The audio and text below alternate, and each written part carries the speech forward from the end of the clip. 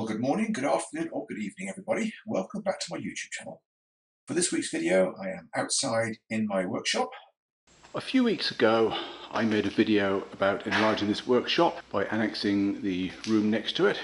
And I said that I would finish getting the workshop sorted out some other time. Well, today is that time.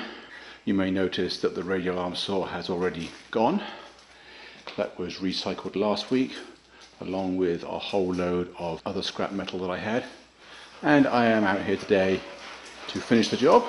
I have my dogs with me. They're going to help, or just get in the way, one of the two, I'm not quite sure yet. First course of action is to get rid of the remainder of the boxes out of here.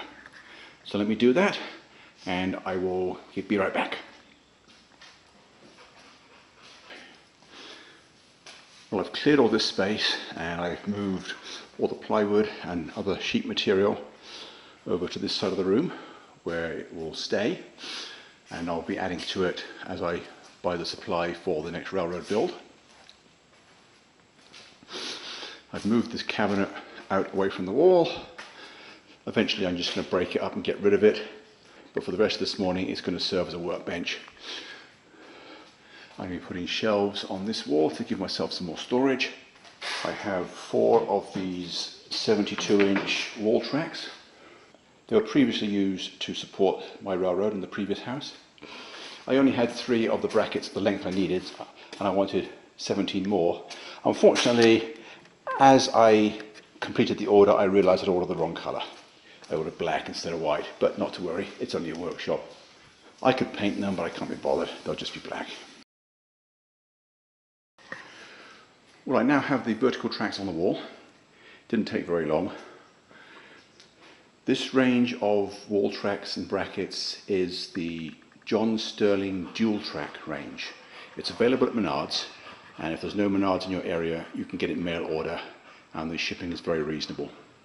Well, I say that, I only ordered brackets. The long tracks might be more expensive to ship. But they have a good payload and they're easy to use, so I recommend them. Anyway, I started off by putting a 1x4 on the wall, and you can see how much slope there is. Actually, I was wrong earlier. I think it's only about 2 inches, not 3, but it's still more than I was willing to accept. And you can see the tracks when I plumb them, they don't even line up with the grooves in the wall paneling. Anyway, they are on the wall with a whole load of 3-inch screws, and that is one thing that you do have to be careful about, because there is a very fine line between holding like this and pulling through. If you over tighten them, they will bend the metal and pull through. Ask me how I know. So just snug them up, don't over tighten them. Well, it turns out that the dogs are not actually helping me, but neither are they getting in the way. They're just happy to be out here with their daddy. Hey Zeus. Yeah? Yeah, it's hot and humid out here, isn't it? I'm going to turn the fan back on when I finish making the recording. Okay? And don't worry, they have water. They have been drinking it. They know where it is. But let me just get back to work. Well, as you can see, that crappy cabinet is no more. Every last bit of it is now in the trash can. And I believe there is still enough space left at the top for this week's regular household trash. So I just need to do a sweep up, get the rest of the shelf wood, and then that side is done, and I can start organising this side. So don't go away, I will check in with you again later. Well, it's a bit later in the afternoon, and I have been to Lowe's. I bought a truckload of plywood to start on the railroad build, and 1 sheet of the construction ply to build these shelves. As I said, I already had 1, and then 1 more sheet did the other 4.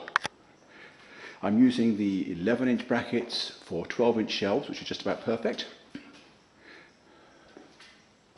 Each one takes 2 screws underneath. On this particular length, it's a 1 1/4 inch screw in the front and a 2-inch in the back, although they vary depending on the size of the bracket. And at this point in the room, I have about 3 feet available between the edge of the railroad and the wall. So with 12 inches used up for the shelves, I still have a nominal 2 foot left, which is plenty. It's not like I need to get a huge amount of access in here, just as long as I can squeeze along there to get stuff off the shelves. Anyway, next time you see them, they will be full of tools and supplies. I like to be able to spread everything out so I don't have to keep searching through everything. And the other thing I took care of earlier is to mount all my curved templates on the wall. Here they are.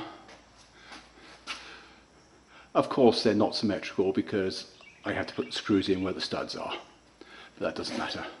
Actually I have a few more smaller ones than that, but they're still on top of the cabinet because they didn't really fit very well. I have everything from 10 inches up to 54 inches in 2-inch increments. And apart from that, all I've done is swept the floor. As you can see, it's a nice clean workshop ready for a new project. This stack of lumber in the corner is all the offcuts for the 2x12s when I put the beam in. I'm not going to throw those out because there is quite a slope on the floor. This corner is several inches lower than the area where the fan is. And the threaded bolts in the bottoms of the legs only give me about 2 inches of variation. So I'm going to need all those shims and probably a whole lot more by the time I'm done. Anyway, I think that is a wrap for this project. I am going to head inside and get cleaned up. And I will sign off for this week. Hope to see you again next time. Thanks for watching and bye for now.